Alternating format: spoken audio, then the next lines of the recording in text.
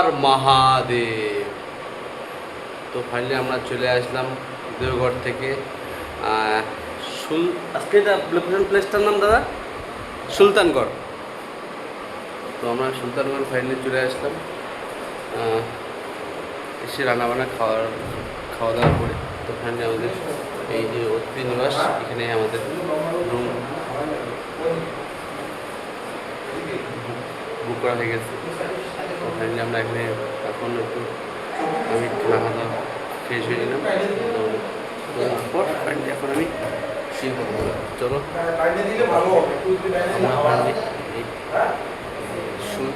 শিল্পীর সাথে যে মা মনসা আছে, সেই সাপের নাম আপনারা সকলে জানেন, যে সুলতানগড়।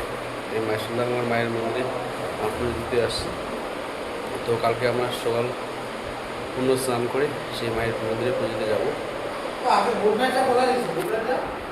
তো রাত অনেক রাত হয়ে গেছে, আর কিছু বলবো না।